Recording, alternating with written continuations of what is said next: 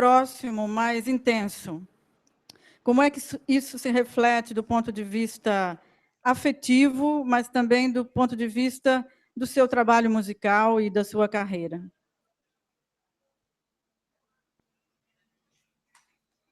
Okay, can everybody hear me fine?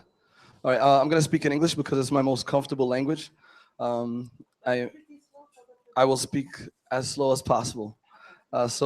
Once again, my name is Chachi Carvalho. I was born in the United States. I'm first generation Cape Verdean American. Both my mother and father are from San Vicente, born here. I have a very large family. I come from a long line of musicians. My father was a singer. My uncle, who is my DJ, you guys have seen him walking around with me, Cadillac Jack, who's in the back. His father was a drummer of a very famous Cape Verdean band back in the 70s and 80s, Jack Santos, who played drums for Norberto Tavares' group, Tropical Power. So we grew up with music in our family. As a youngster, I very much associated as an American. It was the culture that I was born in. My parents had a pride about being in America. And at the time, in the early 70s, the American dream was very much a reality.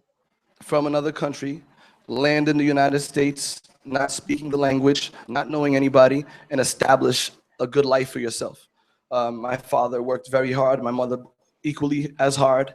They both worked factory jobs growing up to provide a home for us and food on the table and clothes on our back. It wasn't until I was a young adult at Boston College, when I stepped foot on the campus, that I realized that I was poor. Because our community was very rich. We were rich in culture. Every weekend, it was a party at my yard, and my father and all his friends, and there was guitars and hand drums, and everybody was playing music. This is the life that I grew up in. And as much as I attempted to disassociate myself with Cape Verdean culture, it wasn't until I was an adult that I realized that the Cape Verdean culture was very much a part of me and has always been a strong influence on me growing up. The disassociation came in a few forms, and I relate it to some personal insecurities of myself, because where I grew up, I'm so light-skinned that my white friends called me black and my black friends called me white. So I kind of grew up with a little bit of a cultural identity crisis. And then there's also like the barriers of language. I spoke 2 languages, and when I would get in trouble in school and my mother would show up yelling at me in Creole, there was an embarrassment factor there. So that kind of pushed me away. So I wanted to be an American boy, you know. I played sports. I was very well. I played every sport. I did every mischievous thing that was popular for American kids to do and get in trouble. I did them all. Way too young too.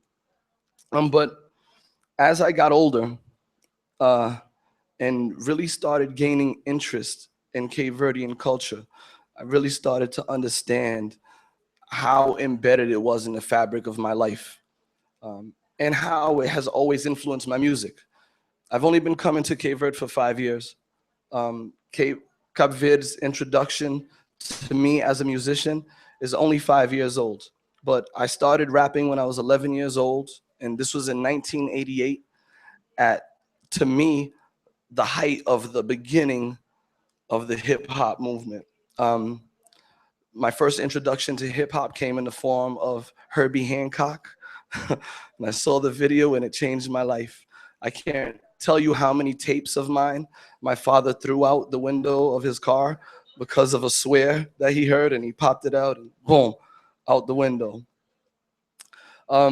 Hip hop is a very young genre. I started writing, as you can see, right? Everybody, laptops and iPads. I carry a notebook everywhere I go. I started writing songs and verses and raps and poetry when I was 14 years old. I recorded my first song when I was 19 years old in college, sneaking in to the production studio at the University of Rhode Island. And I haven't stopped since. This is 20 years now since I've recorded my first song, and Cape Verde's introduction to me as a musician is only 5 years old.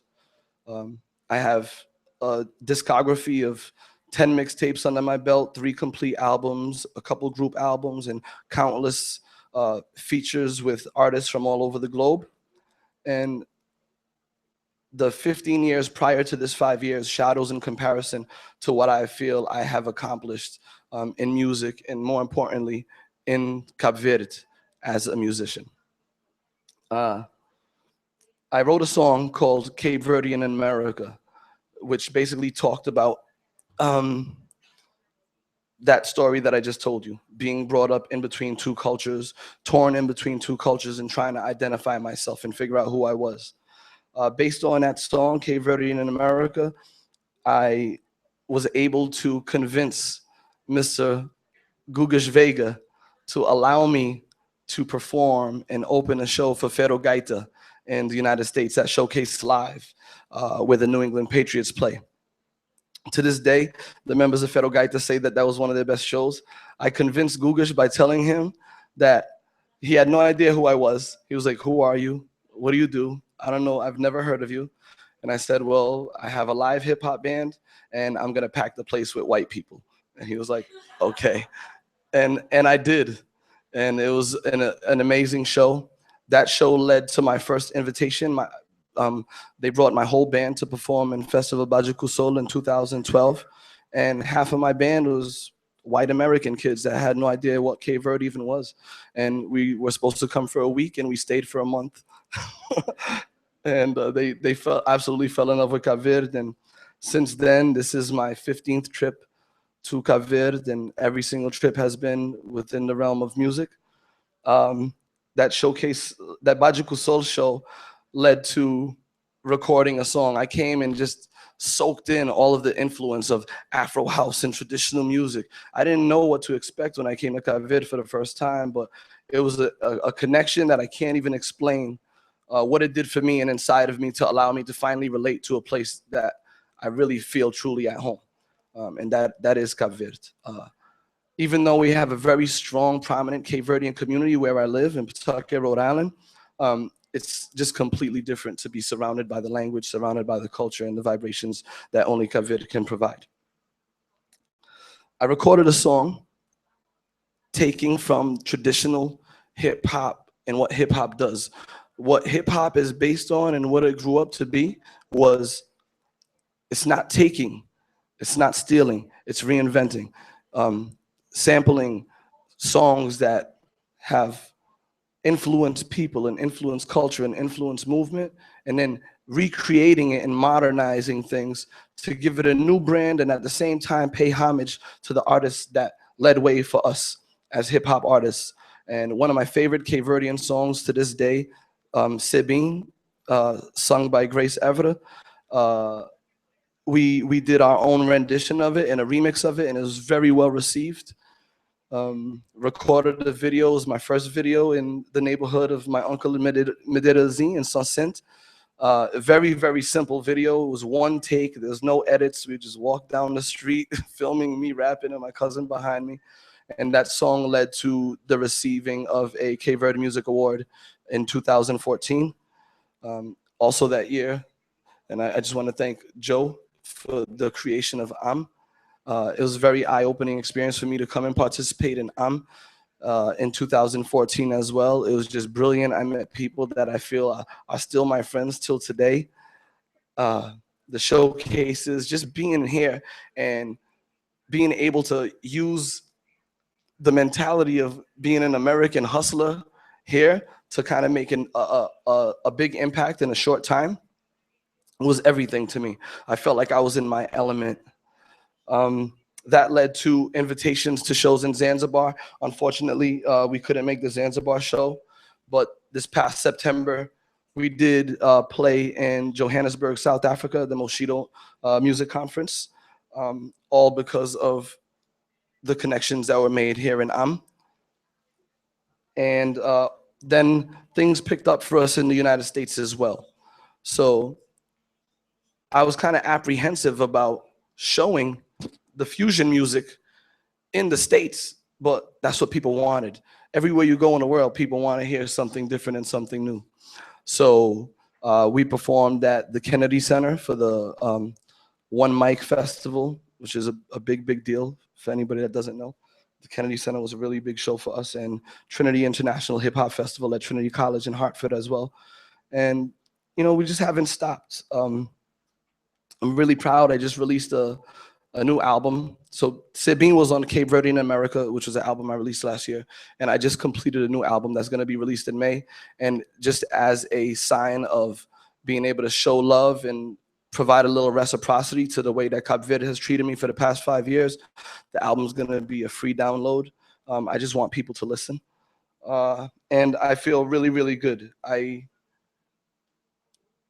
I'm happy that I'm being well received, not only here, but in other places and back home. I feel like I kind of like let off all the edge and released any weight that I was carrying around insecurities about myself. And I feel truly free as an artist. Okay. I want to talk briefly about the importance of Cape Verdean hip hop as a genre and the importance of the recognition of hip hop as a significant culture. Hip hop is a fighter's culture. It's a culture of rebellion because of its roots, which I won't get into now. But more specifically, Cape Verdean hip hop, it's important for us to recognize that hip hop is a baby still, you know? Hip hop is a young culture, and as young as it is in the world, it's even younger in Cabo Verde, in Cabo Verde. So it's important for us to recognize that in the long run, the rappers, the hip hop artists that are coming from Cabo Verde are going to have a very important and significant voice in telling the story of our culture when you think about years down the road. So it's important to just add value to that. Another thing I want to talk specifically about is, I guess it would be a bit controversial because it's something that's kind of had me on edge for a little bit. It's something that I guess I have a difficulty receiving, is around the fine line between ethnomusicology and studying something. All right, so it's a very fine line. I know we just have tons of journalists here. There's a fine line between ethnomusicology and studying things. Recently, I feel like I was like the victim of being a study as a Cape Verdean hip hop artist that's finally being able to express my voice, to have scholars around the world that are studying hip hop culture without tapping in to us as artists as a direct resource to provide true factual information that is priceless. I'll show you a piece of documentation which looks really cool. This is not my work, all right? I was asked if my picture could be used in a book. And I was like, yeah, that's cool, of course. All right? And within the book, it talks about Cape Verdean youth hip hop culture and a critique of identity, which basically is my life. And it would be cool if I was a young kid that felt having my picture on a book was a cool enough thing that that's what it was, and I didn't have the intelligence to dive into it, but I was misquoted in the book a few times. There were things that it made it seem like it was an interview, but it wasn't, because there was never a direct sit down. So it's very important. I just want to provide super important to tap into the resources. We're here, we're a young culture. We're not Shakespeare that you could just go read the literature and determine what it is and then say that, hey, this is what's up, because it's not. So yeah, that's kind of all I have to say about that. All right, cool. Obrigada, Chachi. Passamos agora para o Joe da Silva. Alguém que teve toda a sua vivência na imigração, já que está lá desde bem jovenzinho, criança ainda. E gostaria de perguntar como que essa vivência na imigração contribuiu, influenciou para gerar toda essa dinâmica que a gente está vendo aqui nesse momento, a AME, o Creole Jazz, e como a gente sabe, o Joe da Silva é um dos grandes responsáveis por isso tudo, né? Perguntar o que é que a vida lá fora ensina a um cabo-verdiano em termos de cultura e de negócios também. Sim. Bom, vou tentar em português, né? Desculpa alguns erros. Pronto, como toda a gente talvez sabe, nasci aqui em Cabo Verde, aqui na Santiago, mas fui para Senegal um mês depois do nascimento. Então, cresci em Senegal até meus 13 anos e depois fui para a França até agora. Isso tudo foi muito importante para a minha vida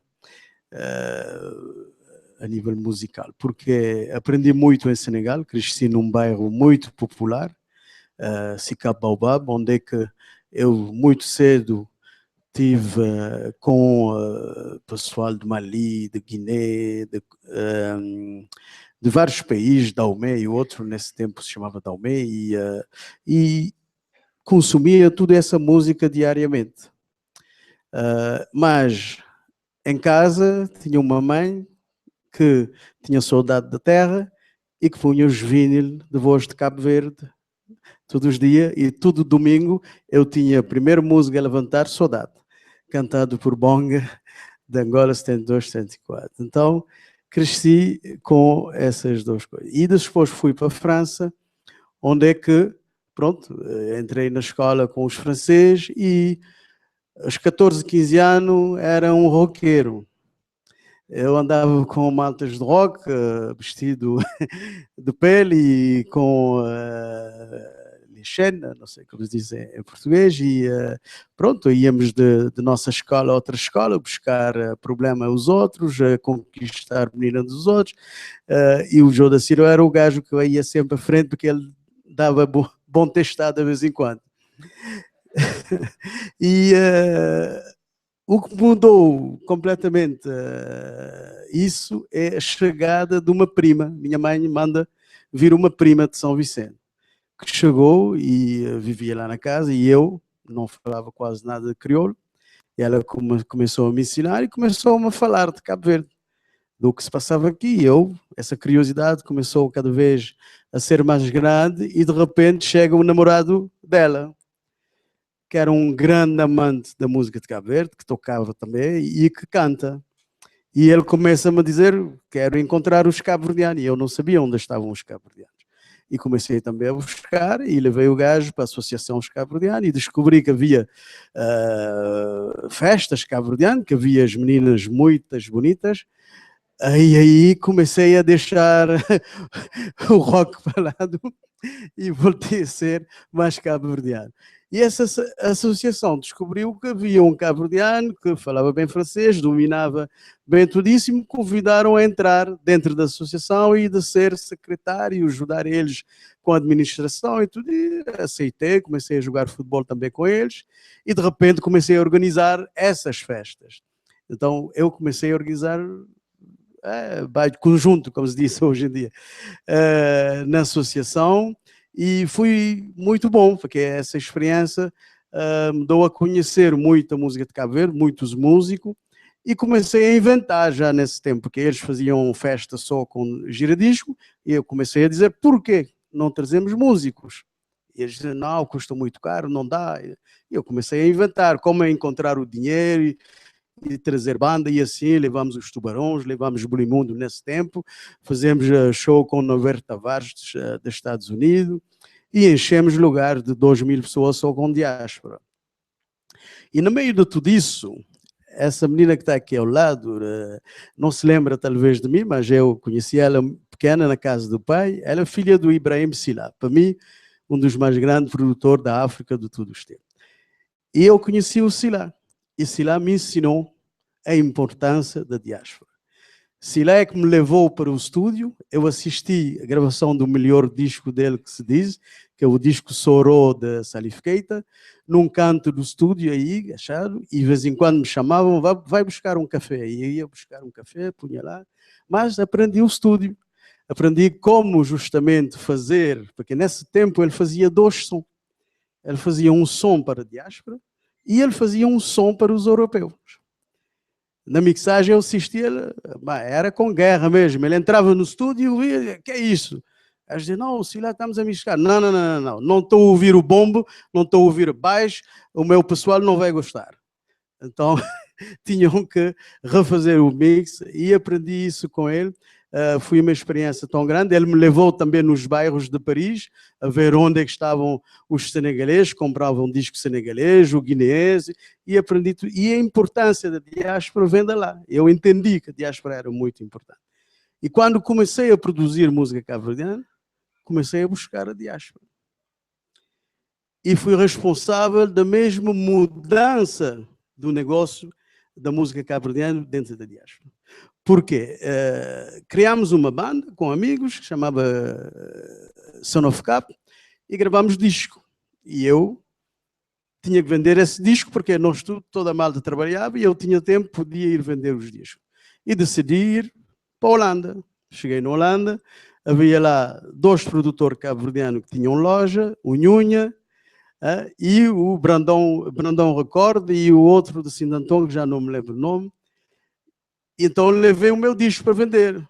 E o homem, quase desprezo, disse, deixa os discos aqui, se vende. Vem aqui daqui um mês, te damos o dinheiro, se não vende, leva os teus discos. Eu disse, não, eu quero é que tu compras. Não, eu não compro disco nenhum. Pronto, ok. Disse, mas assim também não me interessa. Então saí de lá, disse, o que é que eu faço? Regresso a Paris com os discos, mas nós éramos da associação. Desta tal Associação de Paris, que estão ligados à Associação da Holanda, de Bélgica. Então recorri a todas as associações que eu conhecia. Disse, tenho os discos, tenho que vender. E eu disse, ok, deixa aqui um pacote, deixa outro pacote. Vai no bar tal, deixa um pacote, vai no restaurante tal. E assim habituei a pessoal a ir buscar o disco nos bares, nos restaurantes, nas associações, e não nessa tal loja desse produtor que tratava mal a gente. E ele, a semana seguinte, buscou-me, disse, o que é que estás a fazer? Eu disse, não, estou a vender os discos que tu não querias comprar. E assim se criou um rede de vender discos fora da loja. Posso dizer que 1 ano depois a loja deles fechou. E continuamos a vender discos dessa forma, em Holanda, em Bélgica, em Suíça, em vários... tudo onde é que havia crioulo, eu ia pôr discos a vender. E assim começamos a vender os discos da Cover Show, de Esposo, os discos de Jacqueline Forge. E nessas andanças fui a Lisboa também. Tinha que ir a Lisboa, conhecer também o meio para vender esse tal disco da banda. E nessa viagem para Lisboa descobri também a diáspora lá, como é que funcionava, Poço dos Negros, onde é que havia todos os cabo-verdianos, os bar, essa expansão. Então comecei a ver como fazer negócio com essa gente. E descobri também o Bana, a loja do Bana. Então, primeira viagem, ele me disse, não te preocupa, eu trato de tudo, deixo os teus discos aqui, ninguém mexe, vende aqui alguns meses, eu te pago. Voltei 3 meses depois, os discos estavam lá, ninguém mexeu, não vendeu nenhum. E eu, da outra vez, tive que pegar meu disco e sair afora, tentar vender eu mesmo meus discos. E aí também comecei a encontrar outras formas de vender o disco. Isso para dizer que a diáspora está na base do meu trabalho. A Cesária Évora não existia se não havia esse conhecimento da diáspora. Eu, quando descobri Cesária na Lisboa, decidi levar Cesária a Paris, não para fazer dela artista que voltou, não para vender disco, decidi levar ela para ajudar. Mas, dizendo, eu conheço a diáspora, vou-te arranjar shows, não te preocupes. ela tinha queixado que, pronto, não ganhava dinheiro e que não cantava. Eu disse, vou arranjar. E arranjei, chamei todos os amigos da associação e ela foi cantar na Holanda, fui na Bélgica, fui na Suíça e dá-me torneio de toda a diáspora, sem pensar na fazer dela uma estrela. Mas andando a diáspora, comecei a ver que, de facto, ela tinha algo excepcional e que se podia ir mais longe.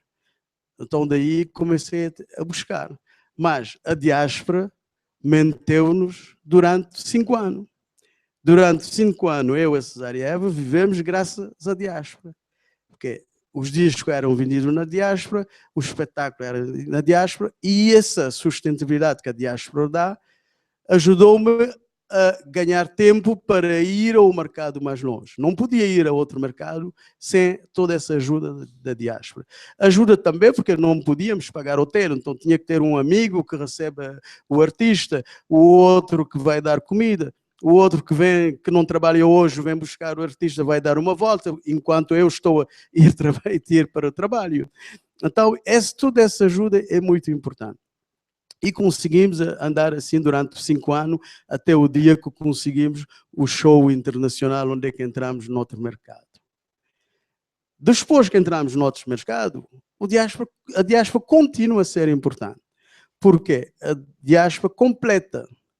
O artista cabo-verdiano, quando está no palco e que há um cabo-verdiano na sala, o show é de uma maneira. Quando não há nenhum, o show é outra coisa. Então é muito importante que cada país que vamos sempre buscar ou aquele que tiver da diáspora que vem participar na sala e que esteja lá. E com Cesária, no início eu ia ver o cabo-verdiano e dizia, ela gosta de vez em quando que tu fala com ela. Então arranjava isso, o gajo no meio do show, sim, e a partir de lá, a Cesária mudava completamente o show, porque já sentiu que há um cabo-verdiano dentro da sala. Isso faz parte da importância da diáspora. A diáspora tem que estar presente, tem que carinhar o seu artista e a presença da diáspora sempre na sala faz prazer e muda o show.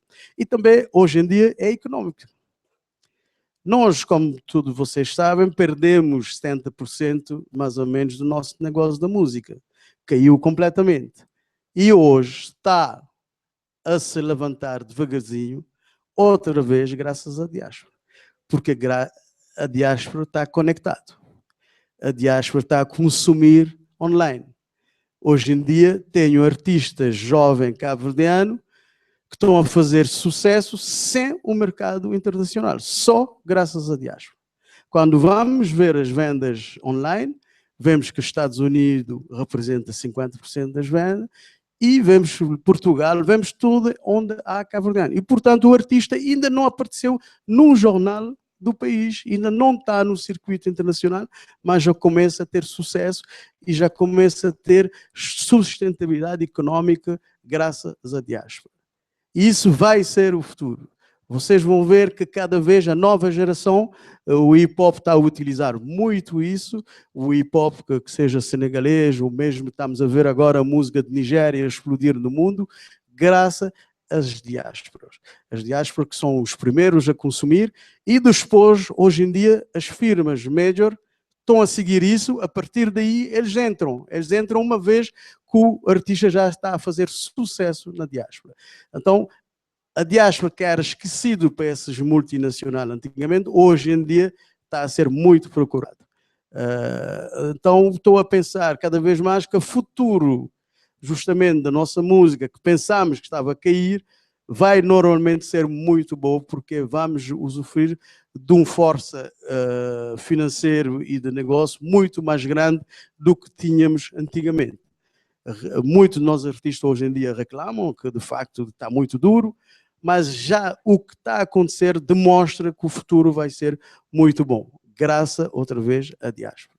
Porque a diáspora mudou, a diáspora começa a ter mais força financeiro, começa na cada país. Eu me lembro quando cheguei na França, minha mãe é empregada de casa e todas as amigas delas eram empregadas de casa. Hoje em dia já a segunda, terceira geração mudou, já estão a trabalhar noutras coisas, já estamos a ter jovens no todo setor comercial do país, já são pessoas que ganham muito bem e que podem consumir. Então isso vai mudar completamente o negócio e o que vai se passar no futuro para a diáspora.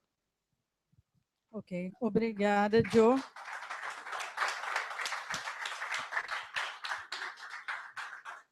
E de Cabo Verde, então, passamos para Angola, ou Cuba, Portugal, todos esses países que estão ligados ao Conductor, Andro Carvalho, a quem eu peço que também fale um pouquinho do seu percurso e comente também esse trabalho excepcional, que tem sido um êxito internacional enorme, que é o Buraka Sistema, algo que nasce na diáspora, justamente, né? Então, eu pergunto como é que isso se repercute em Angola e como é que as próprias pessoas em Portugal sentem isso, já que agora o grupo é apresentado como um dos grupos portugueses mais conhecidos internacionalmente no momento, né?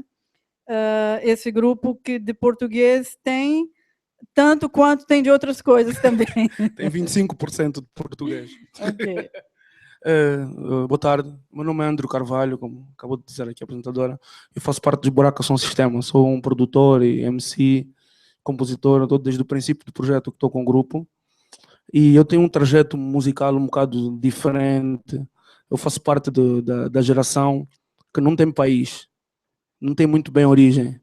A minha mãe é cubana, o meu pai é angolano, e eu cresci uma parte da vida em Angola, outra parte em Portugal. Ou seja, eu não sou muito bem de lado nenhum. Em Cuba sou angolano, em Angola sou cubano, em Portugal sou mais um preto imigrante. E assim mais ou menos foi que começou a minha história musical, e foi assim que eu comecei a fazer música. Eu comecei através do hip hop, a misturar hip hop com fazer fusão de hip hop com outros géneros musicais, e foi assim que fui convidado para fazer parte dos Buraka Sistema. O nosso conceito com a Buraka sempre passou por mostrar géneros musicais que não encaixam dentro da dinâmica do world music. Há um conceito europeu, há um conceito americano do world music, do homenzinho tocar um coco embaixo de uma bananeira, que é muito podre, é muito mau, e é uma imagem que se tem, que se vende muito, e que acaba por ser extremamente redutora da vida que nós, jovens, crescemos nesses países temos. Nós vivemos e absorvemos o hip-hop de uma maneira totalmente diferente, e é aquilo que dá vida e a música que nos representa. Então, quando dizem, tu és de onde? Tu és de Cabo Verde, então tu sabes tocar cavaquinho? Não, eu não sei. Então, tu és de Cuba, então sabes dançar salsa? Não, eu não sei. Eu cresci a ouvir hip-hop e para mim só faz sentido fazer música, e a nós de Buraka só faz sentido fazer música quando podemos representar aquilo que nós somos, que é um pote cultural com montes de coisas dentro, e que é aquilo exatamente que a Buraka Sistema é, né? A moça que trabalha connosco, a Blaia, os pais são brasileiros, que estão em Portugal. O Rui Pité, que atualmente é o nosso baterista, o pai é moçambicano e a mãe é do Alentejo, e eu sou este mingle todo, e o João Barbosa, que é o DJ branco, ele é o único português a 100%.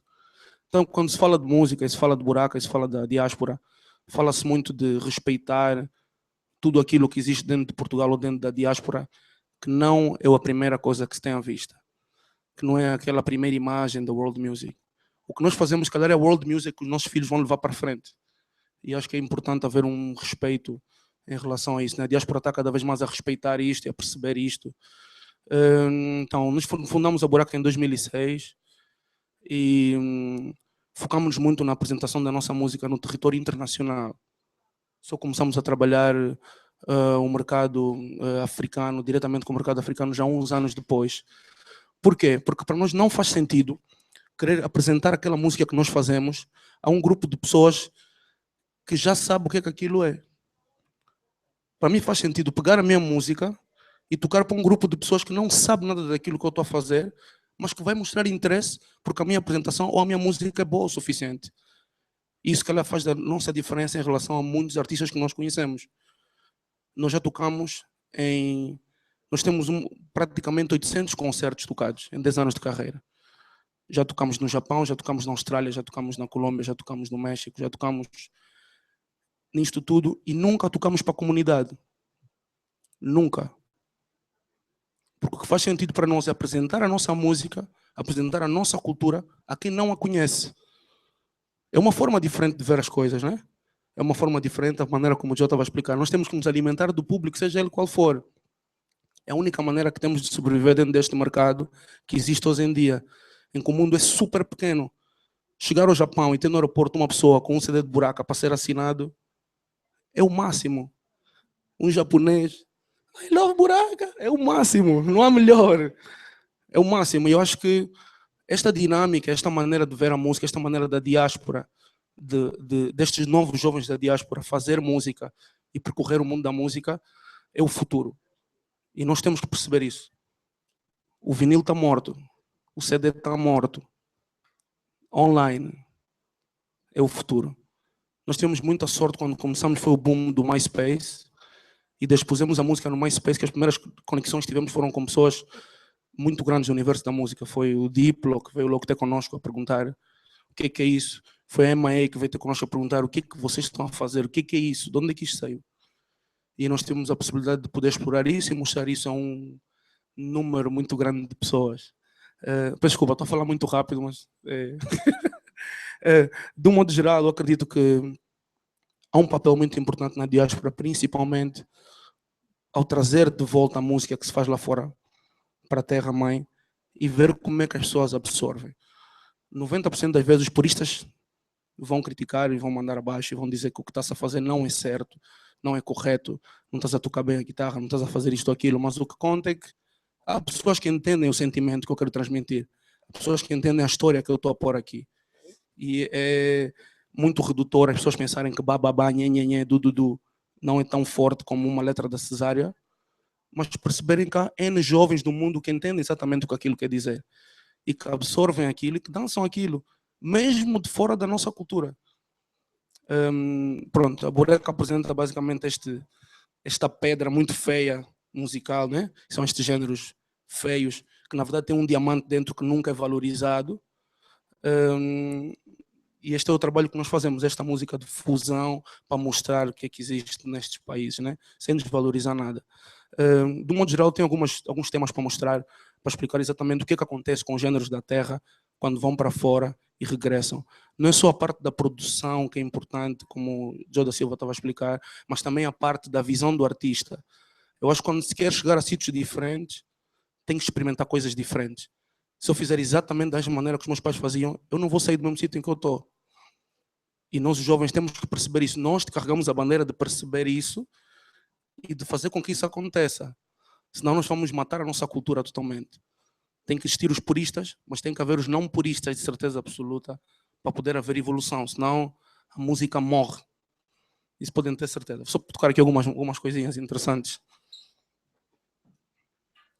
Ok, estes temas que eu vou pôr a tocar é para mostrar um bocado o que é que acontece quando a música sai da terra-mãe, vai para fora e passa por um tipo de produção diferente ou passa por uma visão diferente artística. Dentro daquilo que se faz na música eletrónica, como o Chachi deve saber, o baterista está morto. O baterista é muito caro para nós pormos um baterista a fazer música. 90% do que nós fazemos com computador. Falando com computador porque é muito mais fácil. Então só por aí o resultado final da música, da world music, vai acabar por mudar. Nós temos que aceitar isso. Por isso quem gosta, aproveite para comprar já os discos e vinis enquanto ainda existem, porque daqui a um tempo foi-se. Hoje mostrar um bocadinho daquilo que se fazia há uns anos atrás e um bocado de como é que se faz hoje em dia.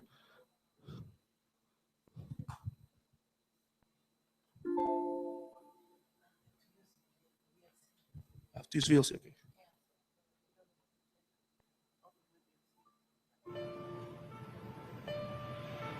Can you put it louder, please? This would be like... isto seria uma kizomba de 2000.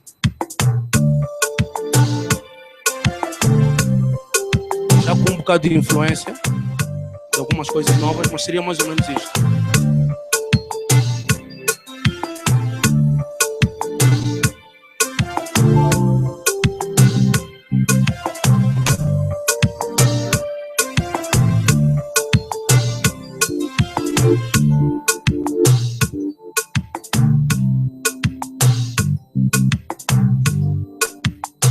Desculpa, estou a lutar aqui com o computador.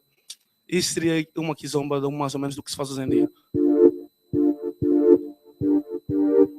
A diferença é notável, é visível, vamos perceber já.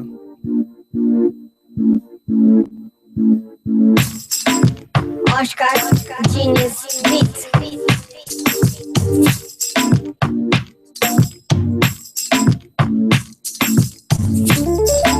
Podia estar aqui o C4 Pedro a cantar, todos iam perceber, né? Da mesma maneira que pode-se ver isto na Kizomba, estou a dar este exemplo porque acho que mais pessoas vão conseguir entender onde é que eu estou a querer chegar, não é? Vou mostrar outros géneros para ver se conseguem mais ou menos entender. Isto aqui seria um kuduro de 2008. DJ Finicox, com mais de 80 no mercado.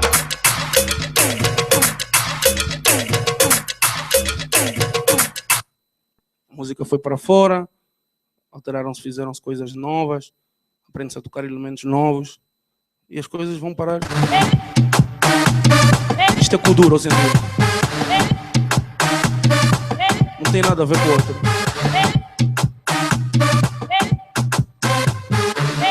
Resumindo. It's dope, right? Resumindo, eu não vou pôr mais músicas, pronto.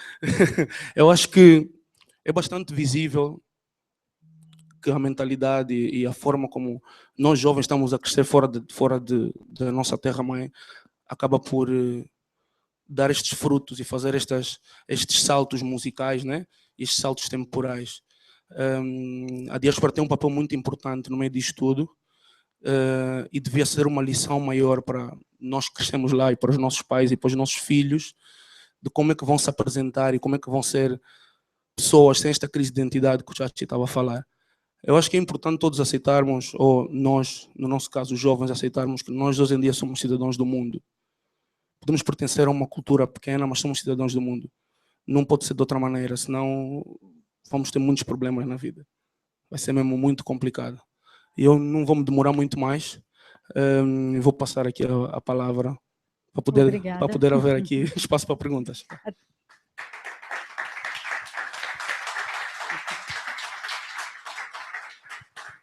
Obrigada. E agora, passando a palavra a Binetou Sylla, peço que conte um bocadinho a sua história e a história da editora Sylla Records, e que fale do seu desejo de que ela continue a ser uma referência em termos de música africana. E pergunto também, que importância tem ser em Paris, a sede da editora, que ao mesmo tempo trabalha em África com artistas africanos.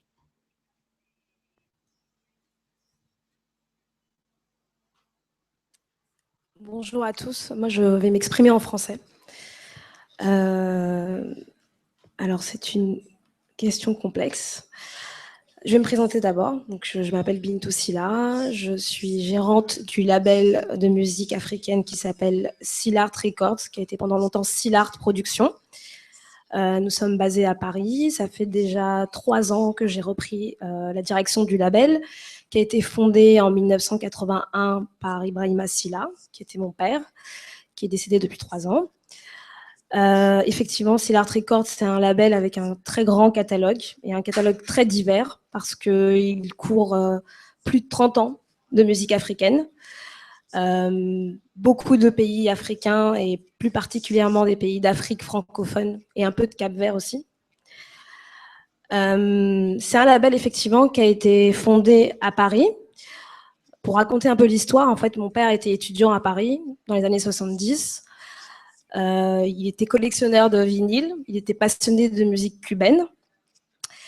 Et il est retourné au Sénégal, dans son pays, en 78. Il a commencé à produire des jeunes artistes de son époque, qui étaient l'Orchestra Baobab, l'Étoile de Dakar, Ouza. Et à l'époque, il avait un espèce de petit label qui s'appelait Jambar, avec un monsieur qui s'appelait Ibrahim Affal. Et ils enregistraient dans un studio qui s'appelait le studio Baobab, qui était un studio qui était géré par le fils du président de l'époque, qui était Senghor. Donc, il commençait à produire, et puis très rapidement, il a voulu structurer son label. Donc, il est revenu en France en 81, et c'est là qu'il a fondé Syllart Records. Je ne peux pas parler à sa place, mais avec l'expérience a posteriori, je pense qu'une des raisons pour lesquelles il s'est installé à Paris, c'est qu'il a dû se rendre compte qu'évidemment, il manquait d'infrastructures en Afrique.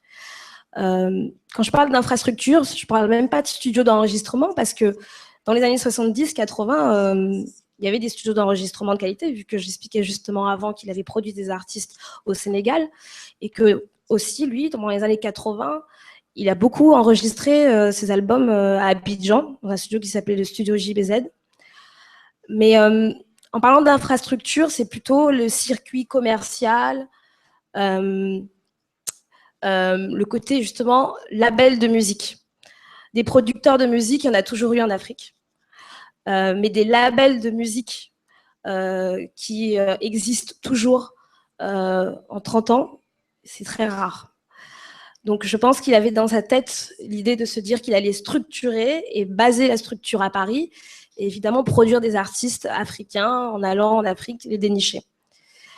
Je pense aussi qu'il y a une deuxième raison. Paris, je pense qu'à l'époque, c'était un carrefour pour des immigrés africains, d'Afrique subsaharienne. Et dans le catalogue, en fait, les gens disent souvent que c'est un catalogue de musique d'Afrique de l'Ouest, mais les gens oublient ou ne savent pas, ou savent peu, qu'il y a énormément de productions d'Afrique centrale dans le catalogue Syllart. Je pense que ça équivaut à pratiquement 60% du catalogue, c'est des musiques congolaises. Et ça s'explique parce qu'en fait, à Paris, dans les années 80, il y avait beaucoup de Congolais, de musiciens congolais qui étaient à Paris à cause notamment de la dictature de Mobutu, donc étaient en exil entre Paris et Bruxelles. Donc mon père s'est beaucoup appuyé aussi sur ces artistes et ces musiciens congolais dans les années 80. Et donc ça a donné des choses fantastiques, en fait. Il partait en fait de cette vitalité des immigrés africains à Paris et de cette diversité. Et ça a donné des genres musicaux complètement nouveaux. Il faisait produire des artistes congolais avec des artistes guinéens, des artistes capverdiens avec des artistes sénégalais. Et je pense que quand on parle de diaspora, pour Paris, c'est extrêmement important. Je ne sais pas, on peut peut-être me contredire, mais pour moi, Paris, c'est là où est née en fait la world music. Et je pense que des gens comme mon père ont participé à ça. Et ils y ont participé de façon populaire, en fait, sans se dire qu'on va créer de la world music, mais de façon limpide, populaire, parce qu'en fait, ils avaient des musiciens du Congo, du Sénégal, de Guinée. Et c'est ça la diaspora, en fait. Parce que quand on parle de diaspora, on parle du point de vue occidental. C'est les Africains qui sont à l'extérieur de l'Afrique. Et donc ça, c'est très intéressant de le comprendre et aussi de noter cette diversité des artistes, des différents artistes africains, parce qu'il y avait aussi une vision consciente, pas consciente, ça je sais pas, mais panafricaniste aussi. C'était aussi une façon, le fait de faire travailler différents artistes de différents pays africains, c'était une façon d'entretenir des relations, d'entretenir une vision que sans doute lui il avait parce que c'était un jeune à l'époque des indépendances, donc il était imprégné des idées de panafricanisme, etc. C'était une façon pour lui en tout cas de regrouper les différentes cultures africaines. Il y a des exemples très concrets dans le catalogue, sans parler des productions, mais par exemple il a eu un projet qui s'appelle Africando, qui est un projet de faire renaître, revivre la salsa et la musique cubaine ou afro-cubaine, avec différents artistes africains et des artistes de l'autre côté de l'Atlantique, donc américains. Donc Africando, c'est une superbe aventure. C'est une aventure qui a commencé en 1993 avec Bonkana Maïga, qui était l'arrangeur fétiche de mon père, sur plusieurs types d'albums, différents types d'albums. Et donc, ils ont créé ce groupe. Et en fait, ce groupe, il a énormément marché.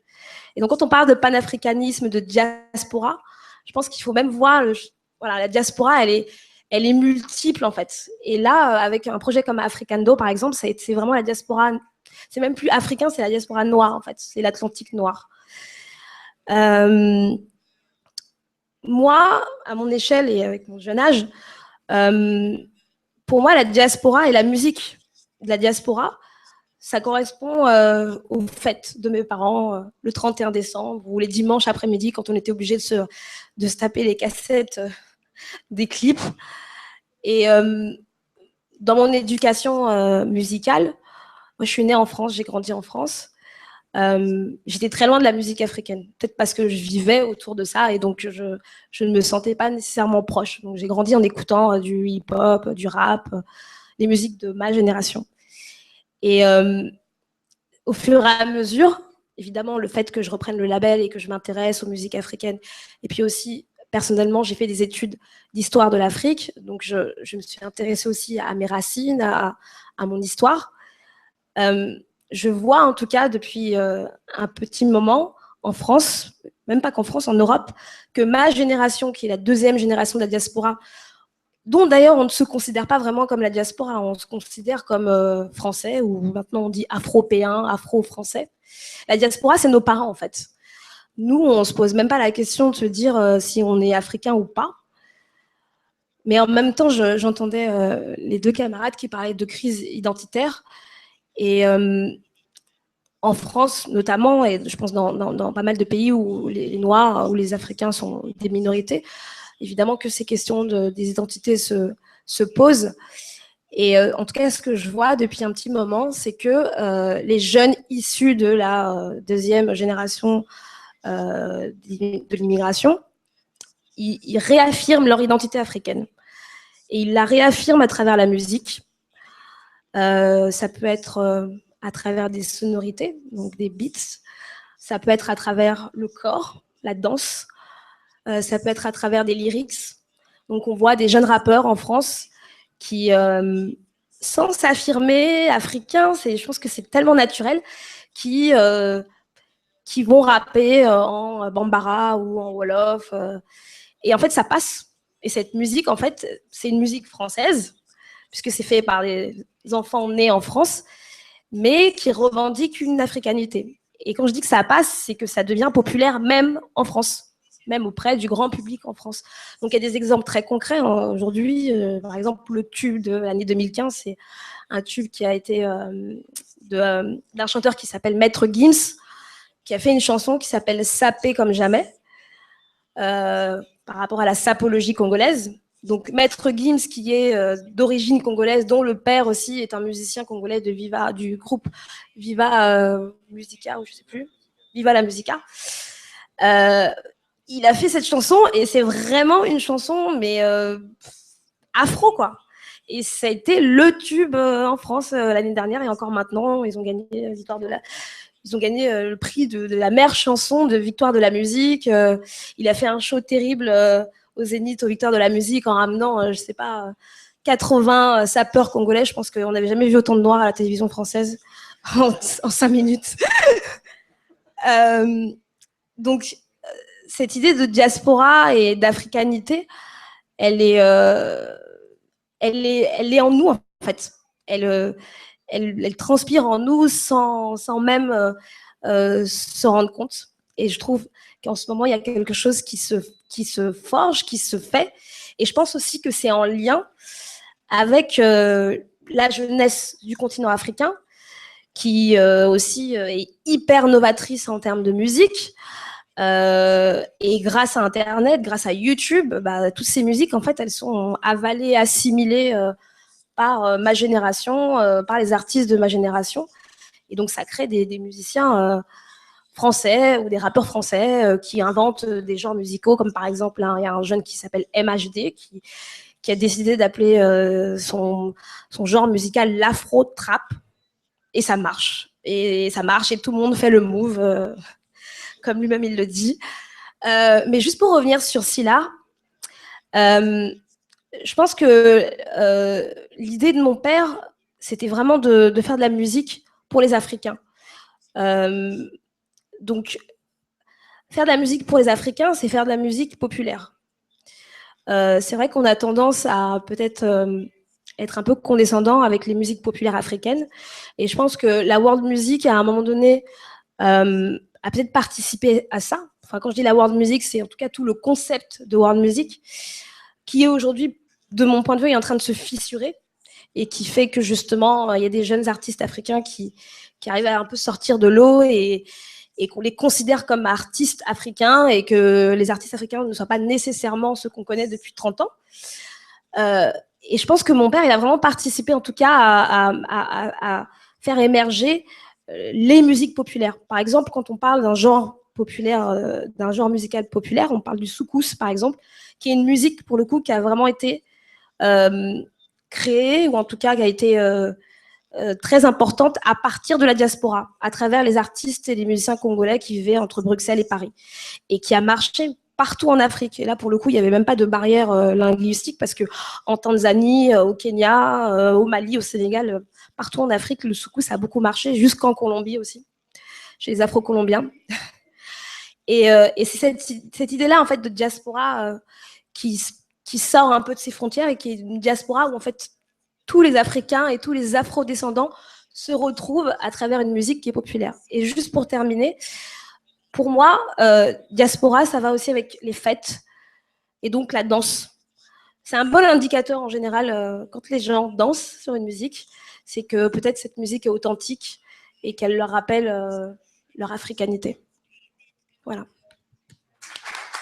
Merci, Binetou.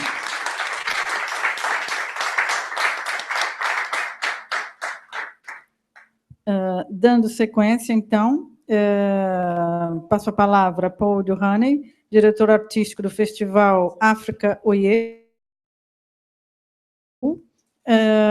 um evento que atrai mais de 80 mil pessoas por ano. Peço a ele, então, que conte um pouco dessa experiência. E pergunto, sendo um festival de música africana, quem é principalmente o seu público? Os africanos ou os europeus ou toda a gente? E pergunto se a presença de várias comunidades de imigrantes no Reino Unido, se ela é levada em conta na definição do programa do festival.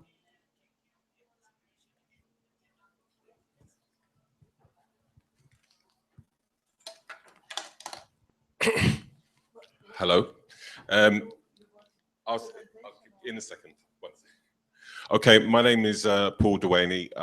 I originally come from London. I moved to Liverpool something like 18 years ago to work on the Africa Oye Festival.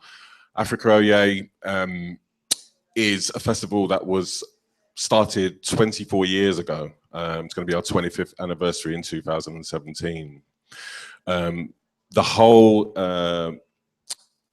ethos around the festival is to bring to Liverpool the best music from Africa and the diaspora for free. That's the important thing. It's a free festival. I'll come to the reasons why that it's important first. But I just want to show you a quick video of, just to give you a flavor of what the festival looks like. So Christine, could you just play that for me?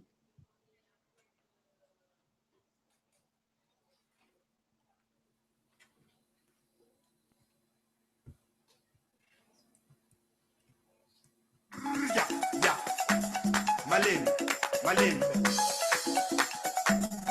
Allez, ma. Allez, ma. Allez, ma. Allez, ma. Allez, ma. Allez, ma. Allez, ma. Allez, ma. Allez, ma.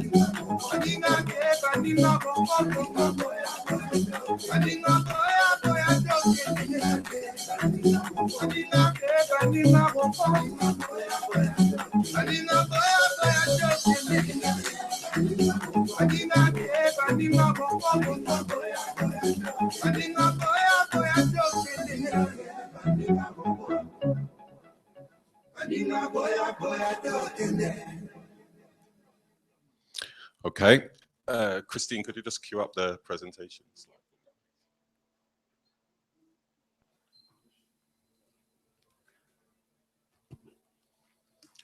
So, as I said, the festival was established in 1992. It was born out of there was a guy called Kenny Murray. He's a guy from Scotland, from Glasgow, and he started the festival because he traveled around Africa from north, south, east, west to, you know, just traveling after university. And he found all these different musics and he was like, how can I get this music over to the UK? At the time, you know, we had reggae, which was very popular, but music from Africa or the diaspora was very limited. So to try to get this to a place in the UK, he actually done something really crazy where when he was coming back to the UK, he didn't know where he was going to live. So he got a map and he literally got a pen and he went like that with a pen and it landed on Liverpool, which was, you know, quite unique. And then when he looked at Liverpool and looked at the history of it, he realized that it was very prominent in the transatlantic slave trade, which I wasn't aware of until I moved to Liverpool. So it's also got one of the oldest black communities in Europe, mainly African descent, West African, but also a lot of Caribbeans and pockets from all over Africa. So it was a good place to come because of that history. So it all fitted together. But when the festival started, it was like, you know, 200 people, mainly white middle-class people, which was great. But the first thing I looked at when I came to the festival is, look, how can we get, first of all, the indigenous black people to the festival? How are we going to go about that? Because although they have their African heritage, the music that they were listening to was hip hop, reggae, everything but African music, even though they had African heritage. So we were like, okay, how can we introduce this audience to it? If they're listening to reggae, what I'll do is I'll program a big reggae act at the top of the bill, and then they will come to the festival to see that artist, but they will then see the other artists that are performing. And this happened over a number of years. So by 10 years later, all of a sudden you saw the dynamics of the festival change, the audience change. You had more black people come in, and you had this mix starting to develop. And then it was like, okay, so we got this audience now, which is kind of like nice. How can we move it on to the next level? Okay, we want to tap into the younger audience. So in recent years, what we've had to do, or what we've done to bring them into the equation, is to program African music, which next generation African music, which is like Afro beats, you know, this type of music which the younger people are really into. We put DJ tents there, an Afrobeat DJ tent, and also another tent which is just playing global African beats. So you have the main stage, you have the 2 DJ tents, then you have about 100 traders that are selling food, arts and crafts, and anything to do with African culture, you know, at the festival. The other thing that I mentioned earlier is that the festival's free, and the reason why it's free to attend is our whole ethos is about being fully inclusive, and meaning that anybody can go. You know, nobody feels unwelcome there. You know, for those 2 days, it's about bringing everybody together in one place to celebrate Africa and the diaspora. Just give me my notes. Okay, so the 3 strands of Africa are the festival. Yes, please. Sorry. So the festival's every June, as you can see. It's a free festival, draw the audiences from all over Liverpool, but now all over the UK, and also people coming from overseas, because Liverpool's quite an easy destination to get to. It's quite cheap, and if the festival's free, then you only have to pay for your accommodation, and you know, you don't need a ticket. There's no fences. You can bring your own food and drink, but if you want to buy food and drink, you can also do that. It's about being fully inclusive. So as you can see, here's the demographics, which were recently done. And you can see that basically every kind of age group is represented. The gender, which I don't think seems to be there, is literally 50-50, maybe 49% women, 51% male, which is fantastic. You can see the visitors from the United Kingdom, Northwest and overseas, and Liverpool, which has obviously got a strong audience. And then the most important one for me, if you look at the age groups now as well, you're seeing a real split in the age groups, and also the ethnicities as well. Yeah, so in 2015, we brought in an estimated 2 million for the local economy. It's probably a lot more than that, but we didn't have all the information to hand as yet. But what that suggests is a free festival, even though it's free. I try to demonstrate to the city council that yes, it's free, but the money that people are going to spend around the festival on, you know, hotels, taxis, restaurants, bars, all the stuff that goes on around the festival. I'm not saying there's anything wrong with a festival that's got ticket, but what you have to look at is, in Liverpool, if there's a ticketed event and it's got a fence around it, all the money stays within that festival. You know, so what we're trying to do is benefit the city and make the city a good destination for people to visit for the weekend. So how and when do we program the festival? Artist submissions are between the 1st of November and the 31st of December of each year. The criteria for submissions is always based around quality and excellence. It doesn't mean you have to be the most well-known band in the world, and you know, we have bands that nobody's ever heard of, and that's probably our forte, is trying to break new and exciting artists, as opposed to the artists that everybody, you know, seems to put on their bill. There always has to be. It's all about trying to give these new bands an opportunity to a big audience. They can sell lots of CDs. They can promote themselves and move on to the next level. In fact, it normally happens that we put a band on and then they become famous, and then when we want to bring them back, we can't afford to bring them anymore because they're big stars. But hopefully next year we're going to do a best of festival, which will feature all the best artists, not all of them because we don't have enough slots, but you know, as many of the best artists that we've had over the 25 years, which would be a really beautiful celebration. So I'm hoping that you know, a lot of these bands will say, oh yeah, you know, we remember when you put us on when nobody knew us, and, you know, pay us back. So competition is extremely high, and I always get emails from people saying, oh, you know, you never program my bands, or agents, oh, you never program my bands. You see we only have 10 to 12 slots on stage. And for me, everybody says, oh, after Womax, oh, you got a great job. You're just listening to music and you can do. It's not a great job, because I have to tell lots of people that are like, sorry, I cannot program you this year, or I can't work with you this year. And me, I would program all 150 bands if you know if they're of good quality, if I had the money and if I had the time, but it doesn't work like that. We try to vary the program. I mean, in the early days of the festival, it's primarily West African, you know, a lot of Senegalese, a lot of Malian artists, and that was mainly because a lot of the agencies that we were using were in France, so they were responsible for bringing them to Europe, which means that it was predominantly that music. And I looked at the festival program and looked at diaspora and thought, yeah, look, yes, Africa is, you know, we're called Africa Oye. Africa Oye means listen to Africa. It should, if I had my way, I'd find the word diaspora to be in there somewhere. But I tried to advertise it as a diaspora festival because we program music from Brazil, we program music from Colombia, from the Caribbean, from Central America. In fact, anywhere that can be linked to Africa, you know, there's a connection. There's British-born artists that have been inspired by African music who we are now beginning to program because, I don't know if you know this now, I saw a statistic the other day that in London, for instance, there are 44% now non-English people in London.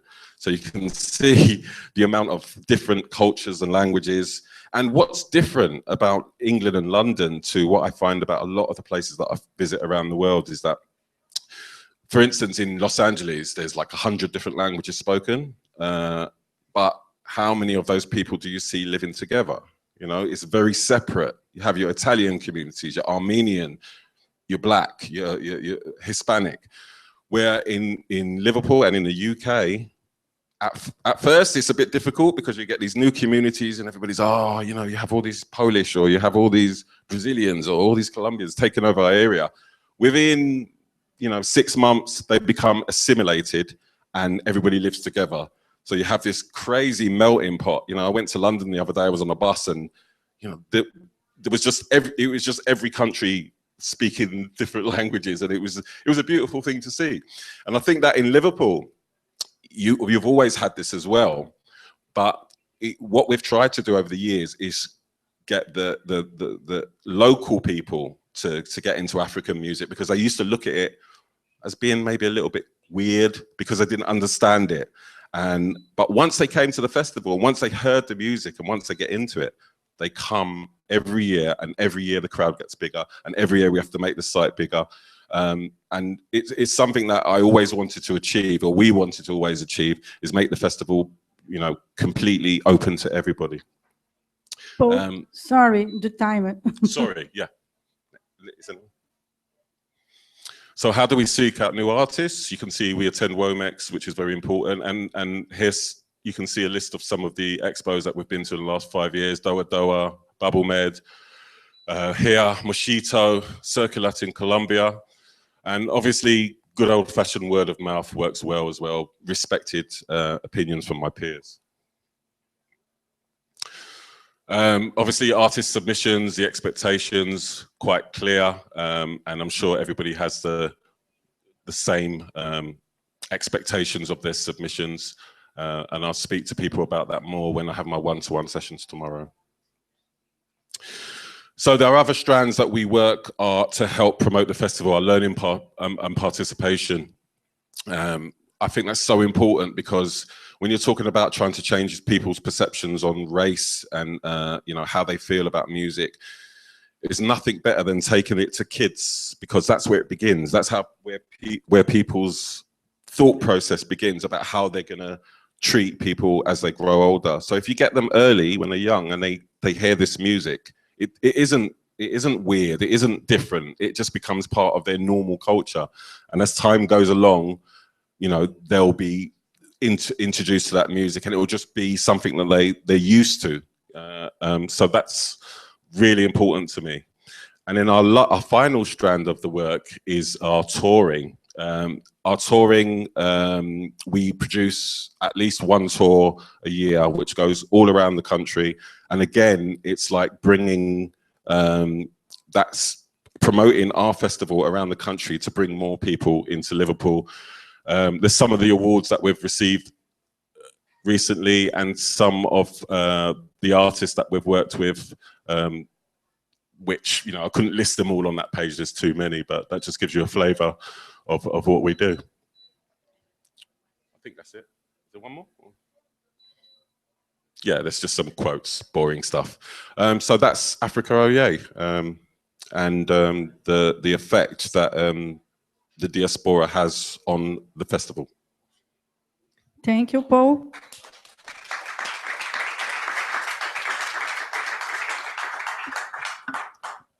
Temos alguns minutos ainda, durante os quais podem ser feitas questões pelo público. Ok?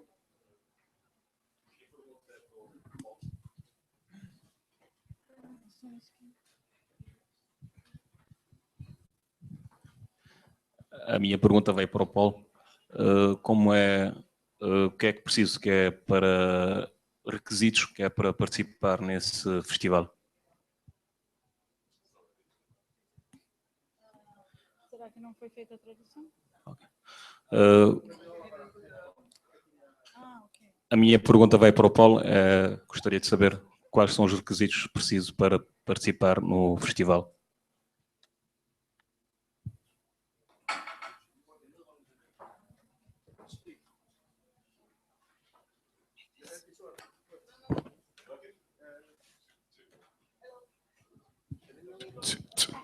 Yes, thank you.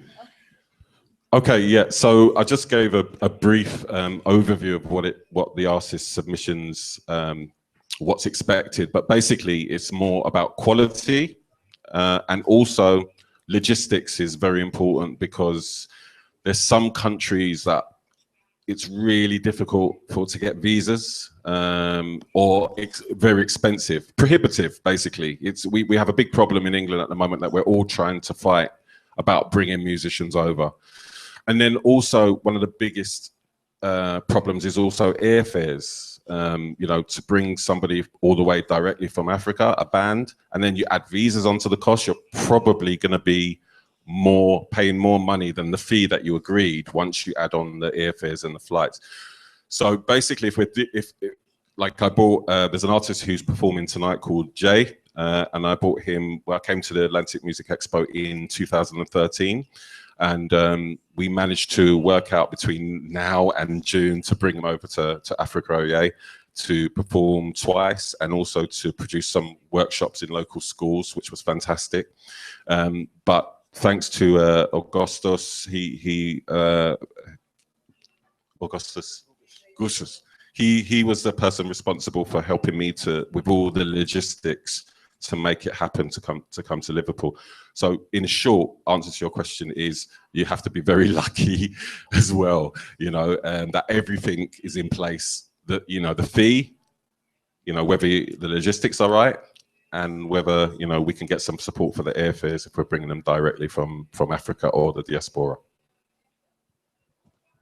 Thank you. Mais alguma questão?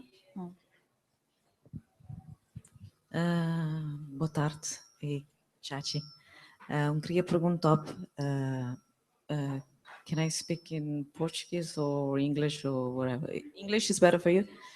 I wanted to speak about your, you know, the identity that you problem with.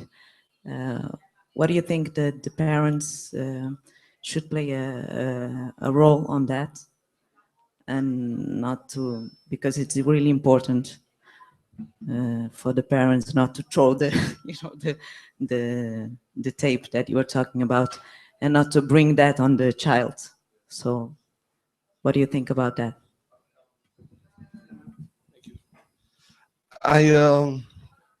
That's a great question, because it teeters on a fine line, because as much as my father, you know, because like I said earlier, the American dream was a real reality then, and as proud as he was to be able to go and find work and buy a home for himself, as proud as he was to be in America, hip hop at the time was still very, very young. So it was more around like the respect, like language, things like that. Because I was young, I was a young kid. So the only reason why those tapes were being thrown out was because I was trying to listen to NWA, you know, as a 12-year-old. Yeah, But the role of the parents, I feel, is very, very important to maintain cultural identity. And they always have. Like for me, it was really me that was pushing back. You know, Kechupa every Sunday, música de Cabo Verde. Like I said, my uncle was in a band. I would go and watch. And Joe was there at the time. I would go and watch Tropical Power, and the band was here on stage, and I'm sitting like where he is right there, and I'm sitting there like a little kid watching everything. And so I was always exposed to live music and music of Cabo Verde, and I always loved it. But when I was around my friends, it was like, yo, what's up? Well, you know, I was an American kid, but at home I spoke Creole, and even though I'm in Creole to quebrado, you know, but I spoke Creole. But on the flip side of things, so there's an issue happening in the States though. Like you look at my shirt, right? America's backwards, right? It's upside down. There's a huge disassociation. There are first, second, and third generation Cape Verdean Americans that have no connection to Cabo Verde and into culture, because there's it's almost like a cultural affair. Parents are no longer disciplining children like they did when I was younger. So I think that's one issue that we need to speak about as well, and it's something that should be brought up. And it's things that I kind of have in my larger, you know, goals, and seeing what I can do to influence that. Some planning that I have to do around home, especially like in Rhode Island, where we have like a large community of Cape Verdeans. I like to call Rhode Island Cabo Verde's 11th island. So. All right, but I think it's very important. You know, my daughter is half Caucasian. My two sons are half Colombian, and all three of them understand Creole. They're still a little scared to try to speak it, but all of them understand. My sons speak English, Creole, and Spanish. So much more than me. You know, I was telling the gentleman, if you speak 2 languages, you're bilingual. If you speak 3 languages, you're trilingual. If you speak 1 language, you're American. So. All right. All right. Thank you, Chachi. You're welcome. I have an other question, but I will speak to Buraka System, and no, I will give the opportunity to others to make to make their question, and if there's time, I will ask you. Okay. Yeah, thank you. I think it's very interesting, like all private and personal experience. I was wondering, I don't know, it's not a question to anybody, I don't know, throwing it also about the influence in the country of origin, if you can put it this way. I mean, for example, Joe, you had a huge influence in Cabo Verde, even if you left Cabo Verde when you were 1 month old, you can put it that way. And other, I mean, Binetou's father also. So I would like to know more, what is your point of view on what is given back to the country of origin, and on which way, and what is it making evolving or change? Or... Sim, a diáspora tem uma importância enorme, pelo menos se falarmos de música de Cabo Verde, dentro da música de Cabo Verde. Justamente as influências que nós vivemos lá fora, os jovens, os artistas que estão lá, misturam isso com a tradição cabo-verdiana e dá novas músicas. Nossa música sofreu durante muitos anos influências, sempre trazido para a diáspora, ou para músicos que estavam aqui, que foram para fora e voltaram com outro estilo. Nós, a música de Cabo Verde, tive a sua época latino, tive a época mais brasileiro, ou estão numa época mais africana. Isso é ser cabo-verdiano. Nós somos um povo que não podemos estar a reclamar que a música mudou. Sempre, desde sempre, a música de Cabo Verde é feita de influências. Mas eu assisti a influência do cabo-verdiano lá fora dentro da música de Cabo Verde. Exemplo, o que aconteceu com os Cabo Verde Show. Eu vivi isso desde o início, são amigos de infância, nós trabalhamos juntos e vi eles trazer o Cabo Dance e aquilo depois generar o Zuko, depois o Zuko hoje em dia Kizomba, mas a base vem de lá, de um quarto onde é que nós estávamos com o Mano Lima todos os dias a inventar. E eu vi todos esses inventos e depois vimos os outros modificar e até chegar onde é que estamos hoje. E assim vai continuar. Mas também vi o contrário. Vi o cachaço que estava lá em Paris vir para aqui, fazer um conjunto que é pelo mundo e voltar outra vez a conquistar a diáspora. Então, há os dois sensos, saber que na diáspora há um fome e um saudade de Cabo Verde enorme. Eu, por exemplo, durante muitos anos usamos isso, produzimos uma música especialmente para a diáspora, mas lançando essa música em Cabo Verde no verão. Fazíamos sucesso no verão aqui e a partir de setembro vendemos essa música à diáspora, porque o sucesso de Cabo Verde depois é conhecido lá fora e toda a gente busca música lá fora. Então, para mim, tem os dois sentidos e é isso que nós usamos muito. Ah, tu peux répéter la question?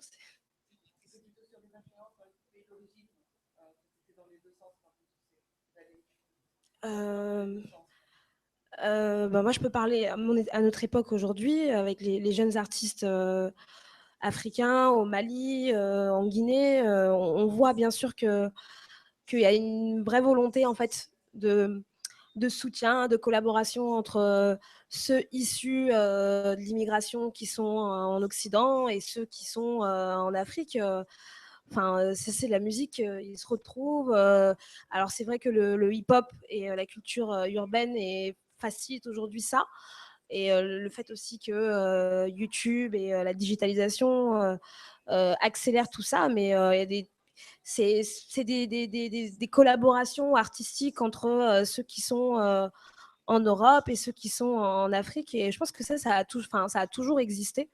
Nous, chez nous, le simple fait que mon père passait la moitié de son temps en Afrique, mais qu'il travaillait avec des artistes à Paris ou ailleurs en Occident, ça, c'est à force de la musique. Enfin, il n'y a pas de frontières, donc il y a des allers et des retours. Ensuite, par rapport à l'influence, j'ai l'impression qu'aujourd'hui, on est en train de vivre en fait le contraire de tout ce qui s'est passé depuis 20 ans, c'est-à-dire qu'aujourd'hui, le tempo, il est en Afrique, en fait. Il part de l'Afrique pour toucher la diaspora, et ensuite, la diaspora le transmet aux autres populations occidentales. Voilà. Alors, 1, 2. Alors moi, ma question s'adresse effectivement à Binetou, Sylla, pour aller dans la continuité justement de vos propos. Vous avez dit tout à l'heure que la diaspora s'appliquait à nos parents. Et je constate, en tout cas moi, étant aussi issue de la diaspora, on constate que l'Afrique, par exemple, regorge de taux de croissance à 2 chiffres aujourd'hui. Ne pensez-vous pas que, notamment avec la globalisation, la mondialisation, le digital et tout ça, que les jeunes justement de la diaspora se disent qu'il y a des opportunités, l'Afrique c'est le continent de tous les possibles. Donc ils ont ce désir justement de renouer avec leur terre d'origine. Oui, mais un Français d'origine africaine qui a toujours vécu en France, qui est né en France et qui va en Afrique, pour moi, il ne retourne pas en Afrique. Pour moi, il va en Afrique. Ce n'est pas un retour, puisqu'il a toujours été en France ou ailleurs. Et je pense qu'il faut un peu aussi avoir l'humilité de se dire qu'à la base, nous sommes quand même le fruit de notre environnement naturel, qui est en Occident. Alors après, pour ceux qui ont eu la chance d'avoir des parents qui ont pu avoir le temps de leur inculquer une éducation africaine, ce qui n'est pas le cas de la majorité des enfants issus de l'immigration, étant donné les classes sociales dans lesquelles ils sont issus, les parents n'avaient pas trop le temps de vraiment transmettre, on va dire, une éducation africaine dans le sens connaître l'histoire de l'Afrique, avoir les moyens de faire partir les enfants en Afrique. Moi, mon cas personnel, c'est que j'ai toujours été en Afrique depuis toute petite. Toutes les vacances, j'allais en Afrique. Chez moi, ça a grouillé de tout, du Mali, du Sénégal, de la Guinée, du Congo. Donc, mon africanité, elle est naturelle, mais en même temps, j'ai eu aussi à travailler au fur et à mesure en étudiant l'histoire de l'Afrique. Enfin, c'est presque militant. Mon africanité, il faut que j'aille la chercher. Elle est en moi, mais elle est aussi, pour qu'elle soit consciente, il faut aller la chercher. Donc, je pense qu'il faut juste un tout petit peu avoir l'humilité par rapport à nous qui sommes issus de l'immigration, quand on arrive en Afrique, oui, il y a des opportunités en Afrique. Après, les opportunités, elles sont d'abord pour les Africains. Et nous, on est Africains, mais on est aussi occidentaux. Donc, ça peut être possible, ça peut se faire. Et moi, je suis panafricaniste, donc je pense que c'est une très bonne chose que notre génération, elle retourne, enfin, elle aille en Afrique. Justement, pas qu'elle retourne, mais qu'elle aille en Afrique. Mais il faut que ça se fasse avec un état d'esprit humble. Voilà. Bom, obrigado a todos. Ainda há uma questão? Ok. Mas é a última, porque por questões de organização é preciso concluir a seguir, ok? Ok, j'ai pas tout compris, mais ok. Non, je voulais juste... Voilà. Ok, je m'appelle Didier Awadi, je viens du Sénégal. C'est assez compliqué parce que je suis aussi de la diaspora, d'un père béninois, d'une mère capverdienne. Je vis à Dakar, je fais le tour du monde, donc je me considère comme un peu un enfant de l'Afrique. Et pour moi, c'est plus simple. Donc, non, je me dis que c'est tellement important l'influence de la diaspora un peu partout et l'influence même économique. Moi, je me rappelle quand on a démarré avec mon premier groupe de rap qui s'appelait Positive Black Soul, notre rêve, c'était aller en Europe ou aux États-Unis, enregistrer là-bas, faire de l'argent là-bas, faire une carrière. Mais on n'a jamais voulu quitter le Sénégal parce que c'est là qu'on s'est inspiré. Et c'est là qu'on a investi. Et au début, chaque fois qu'on allait, il fallait conquérir, il fallait convaincre. On ne savait pas où nous classer, on nous mettait world music. On n'avait pas envie de ça parce que ça ne nous parlait pas. Pour nous, le concept world music, c'était un concept pour les Occidentaux. On était hip-hop et quand tu arrivais en Europe, on n'arrivait pas à te classer hip-hop parce qu'on te disait que c'était trop métissé, il y avait trop d'instruments traditionnels, d'habits traditionnels, alors que nous, on était en train de revendiquer notre identité. C'était très compliqué. On se retrouve 20 ans, 25 ans après. Les grandes stars européennes ou américaines viennent en Afrique s'inspirer et prennent des beats made in Africa, 100% made in Africa. Et quand tu es de la diaspora né là-bas, tu vas chercher les mots à la mode à Brazza, les mots à la mode à Dakar, et tu les mets dans ta chanson pour être accepté de l'Afrique. Parce que l'Afrique, c'est d'abord un marché où on fait de l'argent. Les Nigérians, un concert à 100 000 $, ils les font plus en Afrique qu'en Europe. Les Européens, beaucoup d'artistes européens nous demandent tous les jours, on veut tourner chez vous, on veut chanter chez vous, parce qu'ils savent qu'on paye beaucoup plus. Donc, nous avons un réel marché. Donc, on a une opportunité historique aujourd'hui de nous faire, de faire grandir nos cultures. Je dis bien nos cultures parce qu'on a chacun sa façon de ressentir le truc et de le vendre. Et voilà, en tout cas, on a une opportunité. Je regarde tous ces gens de la diaspora. Ils reviennent chaque fois au pays et quand je vois le Cap-Vert, ce qu'il est en train de faire, une petite île comme ça qu'on ne voit même pas sur la carte. Et malgré tout, des gens comme José et tous les autres ont pu mettre ça sur la map, même si on ne les voit pas dans l'océan, mais on entend cette musique partout. Et ça fait de l'argent. Il y a des gens, des jeunes Capverdiens sont venus à Dakar il n'y a pas longtemps. Je ne les connaissais pas, c'est une nouvelle génération. Ils ont créé une toute nouvelle musique qui se vend avec un public qui achète. Parce qu'il connaît, parce que les réseaux sociaux nous ont apporté aujourd'hui des nouveaux moyens de diffusion. Donc, on a une opportunité fantastique, diaspora ou pas, je vais dire, d'exister. Mais maintenant, notre force, c'est la double culture, le double langage qu'on peut décoder en tant que fils d'un pays et fils du monde, parce qu'au final, on est un peu tous de la diaspora, qu'on s'en rende compte ou pas. Voilà, merci. Merci. Então, obrigado a todos e até a próxima.